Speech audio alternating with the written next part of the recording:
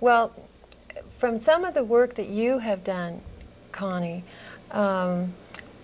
creating these forms for ancient wisdom to come forward into contemporary culture, and some of our discussions, not only previous to this show, but at other times, how does I guess VR4 would be 4 plus, yes, would be the shorthand for it. Mm-hmm. How does that relate to the work that you've been doing and some of the wisdoms, the ancient wisdoms that have been brought forth by Native Americans, for example?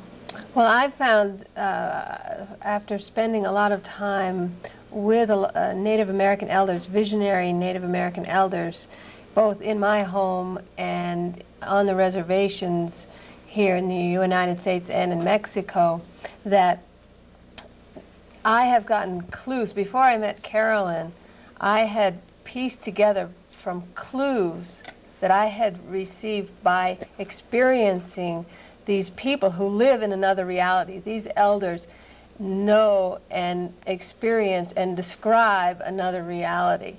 And I have spent enough time with them that I came to understand that this was real, that this reality was real. It wasn't just what's good for the Indians or what they believe, that this was real. And I made that leap several years ago from, oh, wouldn't that be nice, or isn't that lovely, to this is the true nature of the universe. And what is that reality? When they describe it, not the way she's described, not the way Carolyn's describing it from a quantum physics point of view, pluses and minuses and formulas, etc. How do they describe it? Well, they live it. They tell stories about their lives. They don't just sit around describing, this is not how the Indian does things. They just tell stories. You experience it and you get clues yourself, and then you piece it together. And that's how they teach, or that's how, and what I discovered was it's identical to what Carolyn's describing,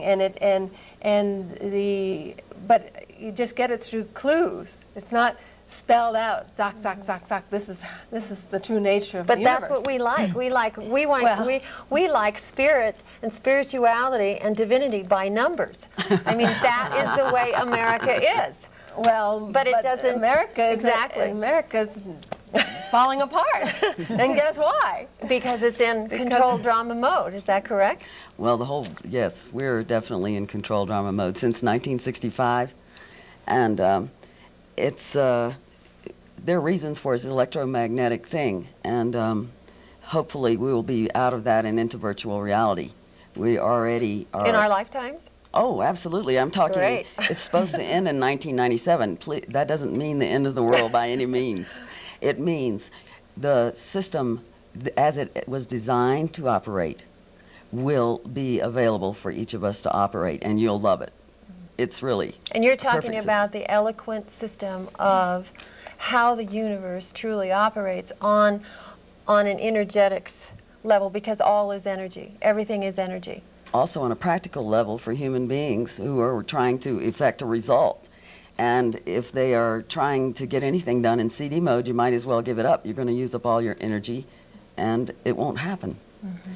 Things only get created that are created by 2 or more beings in virtual reality. That's what the reality is. Mm-hmm. And so CD mode is a simulation, exactly like a pilot sitting in a simulator learning to fly the new 777. And if he misses the controls in some way, there are no people involved because it's not a real plane. So CD mode is simulated reality, mm-hmm. and lizard mode is actual reality. Projected. Projected. Projected. It's like a movie mm-hmm. on a screen. Mm-hmm. 2 dimensions only, and CD mode is 3 dimensions. Mm-hmm. Notable for the absence of any humor in CD mode. There is no humor in CD mode. And the virtual reality has all the humor, all the fun, all the connectedness, all the love, and instant satisfaction of your desires. Mm. And oneness, unity, oneness, wholeness, health, and oneness. Mm-hmm. And that's truly true. That's certainly true of where the ancient lessons are coming from as well. Sandy, what about you? As I understand it, you've been here in the Valley, like I said in the opening remarks, for 25 years, and you've raised 3 children, Mm-hmm. 3 children, and I've been to your home, and it is a haven. It is absolutely wonderful. It's a beautiful house, a little like a cabin, but not quite like a cabin, with a wonderful energy in it. And you walk through the door of this woman's house, and you are immediately taken to another reality, because there is a great deal of peace, love, unconditional love, acceptance of whoever walks across her threshold. So how have you, in your own life, what started you on this path, looking at different realities and what is real and what is unreal?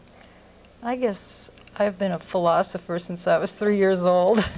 It's just really my nature. I love to think, and I love to explore the world in the sense of ideas.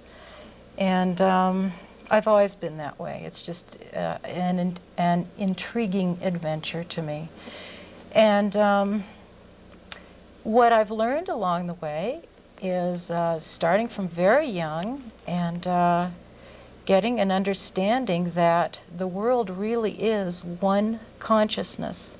Mm-hmm. And that consciousness, and you're calling it virtual reality or like that, and to me, those words, I can understand those words and they work very well, but for me, that one consciousness is divine, it's spirit, it's light, it's God, and it's perfect and it's whole and it's here right now. It's the thing, it's the force, it's the energy that is behind everything in our lives. And we are of that nature.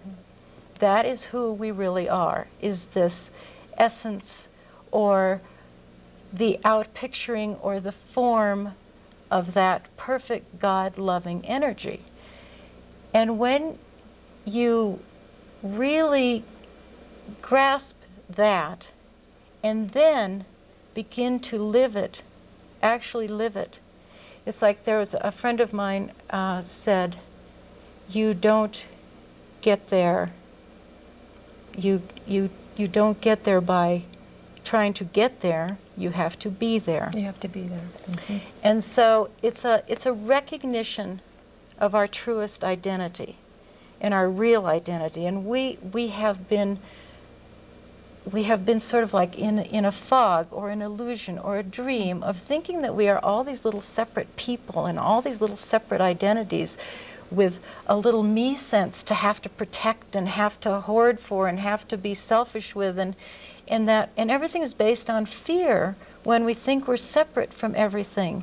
But when we understand we are the awareness, the perfect awareness going on right here, right now, not someday, not to get to, not a process, we are it right now.